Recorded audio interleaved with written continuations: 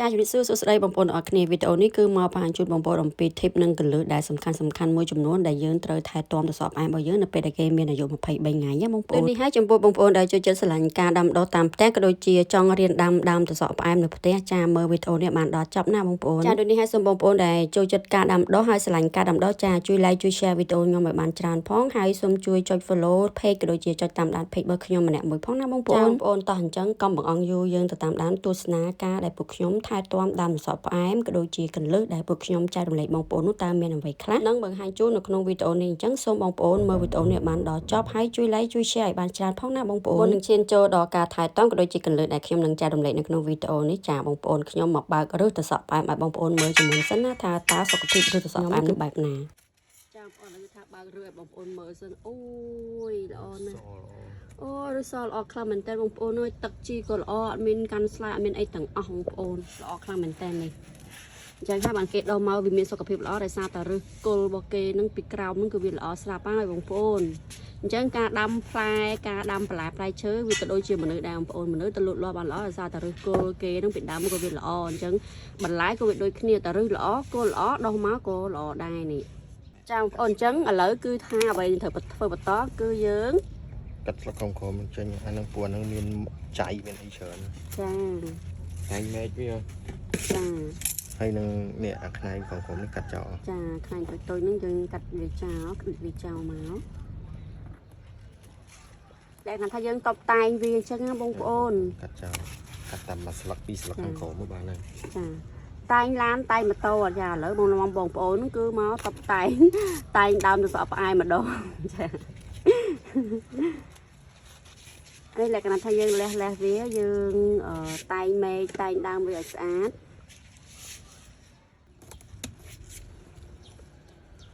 ស្លឹកខំនោះវាចាក់នេះចឹងយើងកាត់ទៅវាស្លាស់ល្អខ្យល់ជិះចូលទៅ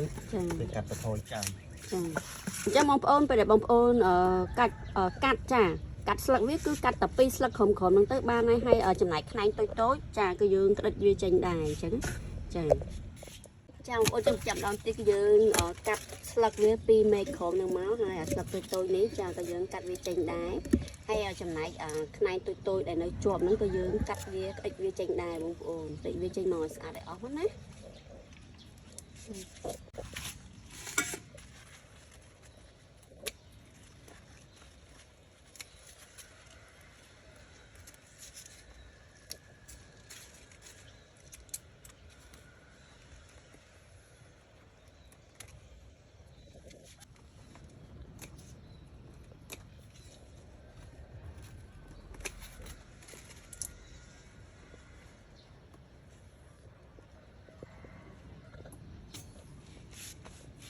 អញ្ចឹងអ្វីដែលយើងត្រូវធ្វើបន្ទាប់គឺ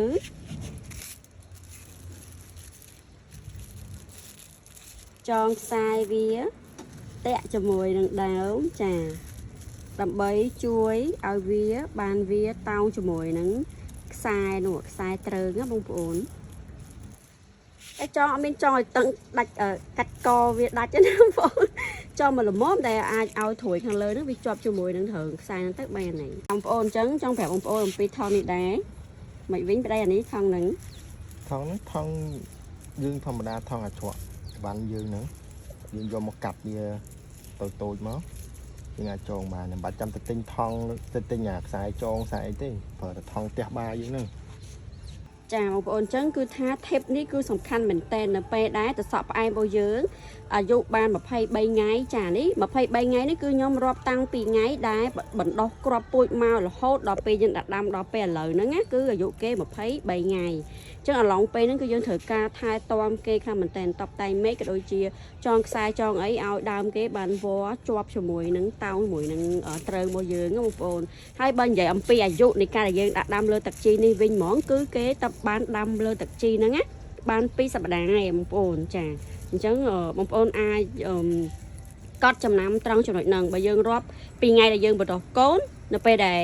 យើងដាក់ដាំរហូតដល់ឥឡូវគឺគេមានអាយុ23ថ្ងៃចាតែបើរាប់ពីពេលដែលយើងដាក់ដាំលើទឹកជីហ្មងលើធុងធំនេះហ្មងចាគឺគេតំបានតែ